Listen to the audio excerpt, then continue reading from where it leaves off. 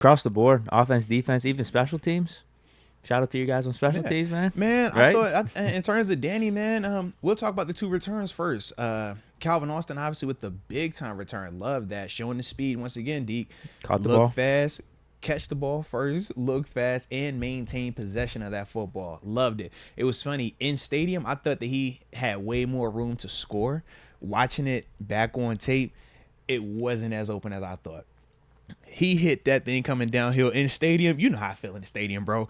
It looked way more open. I'm like, yo, he's housing. It's like, how the kicker get you? But then I looked at it again. The kicker was in front of him. Yeah, he had more distance ahead of him. And he had some help coming from the side. So it was like, yeah. So I was like, I get that part. But no, I thought Calvin looked really good in terms of the return game. And then even we put Gunner out there. Not as explosive, but what is the staple with Gunner? He's going to catch that ball. Picked up, I think it was like 10, 12 yards on his return. Both of them dudes look good there. I thought in terms of our coverage units, lights out. Elijah Riley continuing to make tackles up there. Multiple tackles. Nick Herbig, tackle on special team and getting involved in another one. Jalen Warren, tackle on special teams. Then you talk about Miles Killebrew. Almost had the block punt. Partially tipped it. When you talk about the end of the roster dudes, how do you get that spot? Elijah Riley's going to be a tough dude to get off this roster, Deke. Not only did he have the pick and make plays in game in terms of defense, he's making tackles on special teams multiple weeks, man. He flies down there, man. It's not a lot of dudes. Play multiple positions. Heck yeah. Slot, safety. Absolutely, bro. It's not a lot of dudes that are doing that to that extent. I love to see that. I think he's our Arthur Mollett. Yes. Maybe better in special teams and actually can play safety as opposed to Mollett. I like it, man. I like it. And it's fun, too, because he's one of those guys that we knew, we're familiar with, but not a lot of expectations for in the sense of does he make the roster early on. No, we picked him up like 2 years ago. He's been back and forth, practice squad and whatnot. But it's dope to see his development and to see where he's at now, where we legitimately think that he should be on this roster coming out of training camp and stuff like that, man. So I thought that he played really well, though. And the other guy, Miles Boykin, big time. Forcing the down point inside the 10, that is another thing that he does. When you talk about being a gunner, well, he's definitely locked into the team right now because we cut Butler and Cody White. Yeah, I'm just like, bro, look good, man. And I thought Cody played well too, but I get that he's not going to surpass certain people that we already have right now, you know?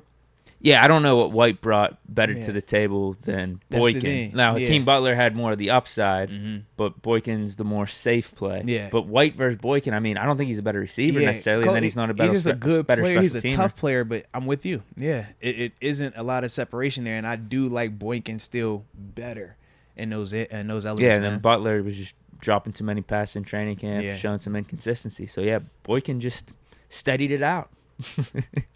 You were right from the jump because I remember when we signed Boykin, I'm like, it's whatever, like it's cool. Yeah. He's gonna be on the team.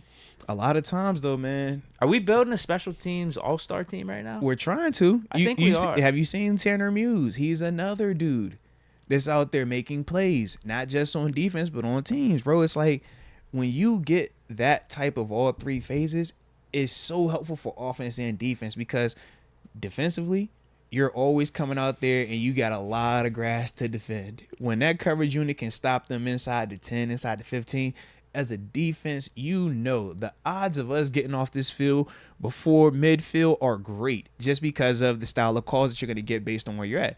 That's the special teams thing, you know. If special teams allows a big return, you screwed. When you out there, man, and your first play is at midfield, you like, bruh, good luck. They can call anything right here.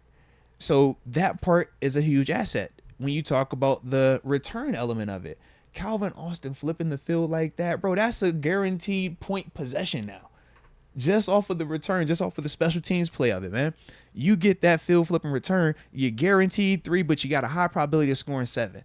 And it makes it a lot easier on the offense. Yep. So I do feel like we have put emphasis on developing that, and that's what we've talked about too. The last position players, right? Do I want a dude that's really good at his position but never going to play over these dudes? Or do I take the guy that's a dog on special teams? Going to play like 10 snaps a game. But not as nice as Deuce dude as a receiver, but he could kill over here. Yeah, man. And I feel like that's what we're seeing in certain elements, and those dudes are starting to show up as well, man. But with that, Presley Harvin, Boss was money, right? Right down the center, no doinks. I like to see no that. No doinks. Just remember that, no doinks. He was cash. straight down the center. All right. Yeah. Yeah, I think that's going to mean something throughout the season. If we have one of the best special teams units in the league, like how many years in a row was that the Patriots, like from the 2000s and 2010s? Bro. And it would always be stupid stuff. They would be so buttoned up. You get out of a lot of stadiums if your special teams unit is buttoned up. You can get out of a lot of stadiums. You don't want to be highly penalized. Yeah. If you can stay clean in special teams, bro, and always just make that one play in your favor, which New England always did, whether it was a return, whether it was a block, whether it was drawing a flag, they were going to find a way to just get that one advantage there. That's how you get out of these stadiums, man, these tight games. We focus a lot on offense and defense, but there's so much yardage lost and won between teams, man, in terms of special teams. Oh, I was talking about watching that quarterback documentary on Netflix. I forgot about the Kadarius Toney return late in the Super Bowl. Yeah, game changer, bro. Absolutely. That happened. Absolutely, man. Absolutely. Right above your head on the screen, there's a logo. I don't know if you know that, man. It's a logo. Goes by the name of DraftKings Sportsbook. You know, just the top-rated sportsbook in that. You feel me? Safe, secure, dependable, reliable. Sound like I'm talking about you, low-key. I'm just talking about the app, though. You know how that is, man.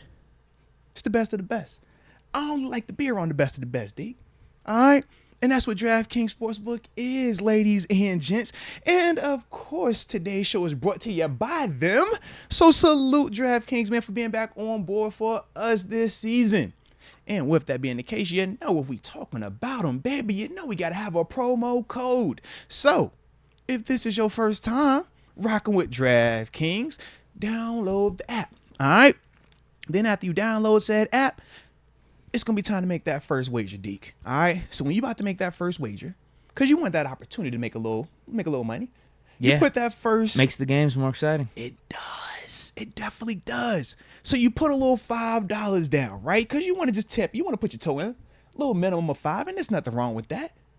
But the secret is this, though, Deke. When you put the promo code in with the $5 bet, the promo code is MOATS. You put that in with that $5 bet, you get $200 in free DraftKings deposit bonus money to use for future bets as well. I mean, it's a great concept. You just got to put $5 in. That's it. $5 and MOATS is the promo code. I'm not the smartest guy out there, but that seems like a good deal. It is pretty chill, bro. It is pretty chill.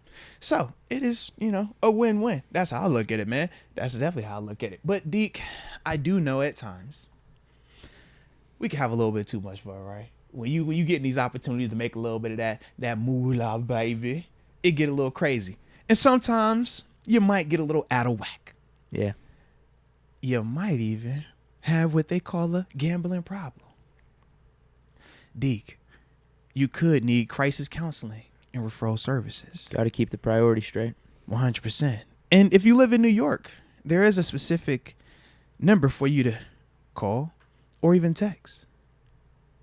But for everybody else, the number you need to dial is 1-800-GAMBLER.